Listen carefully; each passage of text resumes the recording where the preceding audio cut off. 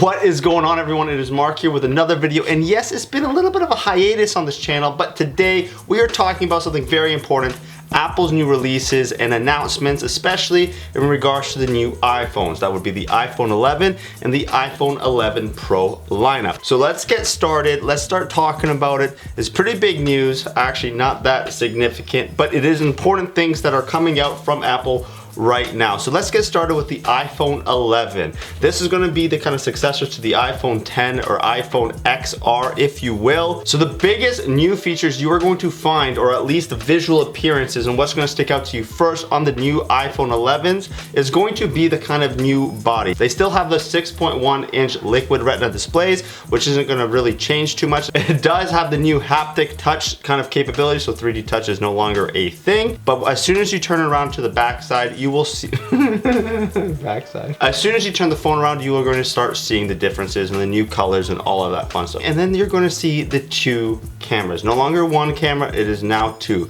So that is the biggest kind of showstopper of the whole iPhone 11 lineup, is the new cameras. What's exciting is the ultra wide and the wide capabilities of the new camera. So I wrote down a few of the specifications that I think are noteworthy, hence I took notes on them, and that would be that you now have two 12 megapixel cameras, one of those being a 26mm f1.8 wide kind of lens. So that's pretty standard on a smartphone. Then you're gonna have the 13mm ultra wide f2.4 camera. That is gonna be the super wide, ultra wide, awesome new lens that is going to kind of be taking over. This is the kind of game changer here. So what that allows you to do is a better and more improved kind of portrait mode, so you don't have to just strictly have people there. You can have objects, all this fun stuff. It's a huge improvement in terms of the capabilities and the variety of shots that you'll be able to take with your iPhone. So Apple is also releasing night mode. This is the kind of comparison between kind of Google's night shift. So essentially you have a really dark photo, and with the use of night mode, you will be able to kind of see and have an actual very usable photo. That's the whole premise behind it. And another huge change in terms of camera for both the 11 and the 11 Pros is the front-facing camera. This is a big step here. It's going to not only be better for photos, because you'll be able to take 4K 60 FPS front-facing video. You'll also be able to take slow motion video from the front-facing camera, so you'll be able to take slow fees. Hashtag that's, I really hope that doesn't become a thing, or at least a name. With that improvement to the front-facing camera, Face ID will be able to be unlocked much quicker and easier. It has a wider kind of plane of view. That means that you won't have to get fully in front of that camera to actually get recognized by your phone, which is a huge improvement. And another thing that is new in the iPhone 11s is the A13 Bionic chip. Yeah, it's faster, it's more efficient, all that fun stuff, statistics, numbers, all those things. What that really means is that you're gonna have a faster phone, you're gonna have a longer lasting battery life, and you'll be able to be a lot more efficient and quicker on the device. For an end user, this is a big news. No, by no means is the iPhone 10, 10s, 10R, any of that fun stuff kind of at all slow. This is just a step in the right direction. You'll be able to get much more out of your phone throughout the day. So the iPhone 11 is going to come in 6 colors. Some of them you're going to recognize, some of them are new, but overall there's going to be a new kind of look to it. The way they've made the glass, and the new glass that they are using is the hardest glass kind of put out onto a smartphone.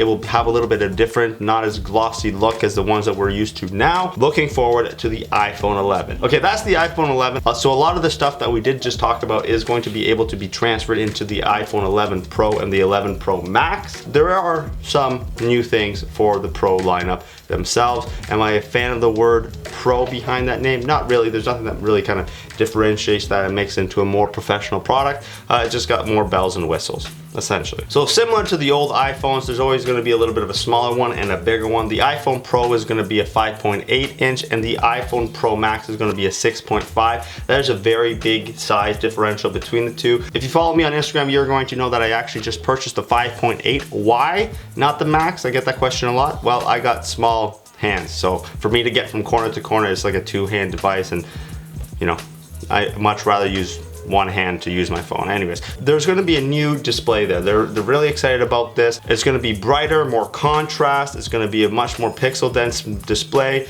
It's got 1200 nits brightness. That is incredibly bright. You're going to have a 2,000,000:1 contrast ratio, 458 pixels per inch haptic touch, the new 3D touch. It's going to be 15% more efficient, and of course it is an OLED. So the biggest difference there is the contrast ratio and the brightness, the nits. Other than that, not too much difference there. But with that increased efficiency, with that new A13 Bionic chip, the new iPhone Pro and iPhone Pro Max's battery life is going to be significantly better throughout the day. So the iPhone 11 Pro is going to have 4 additional hours of battery life per charge, and the iPhone 11 Pro Max is going to have 5 hours. That is the biggest difference between what's out now and the new iPhone 11 Pros. Like that's huge. So another thing I'm really kind of looking forward to is the new audio. This is both, again, for the iPhone 11 and 11 Pros. They have a new feature called spatial audio, which will be able to work with Dolby Atmos to kind of create this surround sound. Apple's developed a virtualizer to kind of make this much more spatial and much more kind of surround sound coming out of your phone. That's the way I understood it from the presentations. I'm really excited to test out how that actually sounds, just because the iPhone X and XS do have such great audio. So I'm excited to see what that whole virtualizer kind of has to offer. And the biggest improvement or change going into the iPhone 11 Pros is a triple camera setup. Yes, 3 cameras. You're gonna have a wide and telescopic, which is kind of similar to what is out there right now. And the new addition is the ultra wide. This is a 120-degree field of view, which is just incredible. You'll be able to take so much information into your camera, make such an incredible shot. And what Apple is very proud of is kind of that seamless transition between all 3 of those lenses. They have a new Photos app, so it'll be a lot more easy and a lot more intuitive and a lot more immersive. So the iPhone 11 Pros are going to be coming in 4 colors. That is, of course, your space gray, your silver, and your gold, but the new edition of midnight green. That's the one I ordered. I'm really excited to check it out. I'm getting mixed reviews in terms of photos online of what it actually looks like. I'm getting this kind of camo green or this kind of flat forest green. I'm not sure. That's why I ordered. I want to check it out. And of course, there's the new glass on the back there that is going to be a completely different finish from what we're used to. I'm looking forward to that as well. So those are all the kind of key points that I wanted to note down in terms of the new release of the iPhone 11 and iPhone 11 Pro lineup. Those are some of the things I'm looking forward to. Those are some of the things I'm looking to review.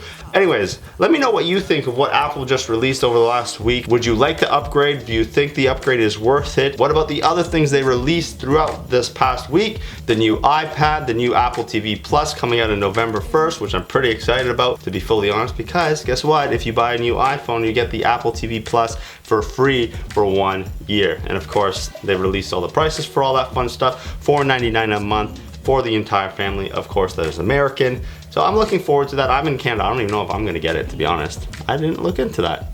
I'm assuming I will, so let's hope. Anyways, so that's all the fun stuff that I wanted to bring up today. I hope you liked that video. If you did, please feel free to hit that like, share, and subscribe button down below. And for additional brownie points, you know what to do. Just follow me on all of my social media. Links can be found down in the description. But for now, thank you, and I will see you on the next one.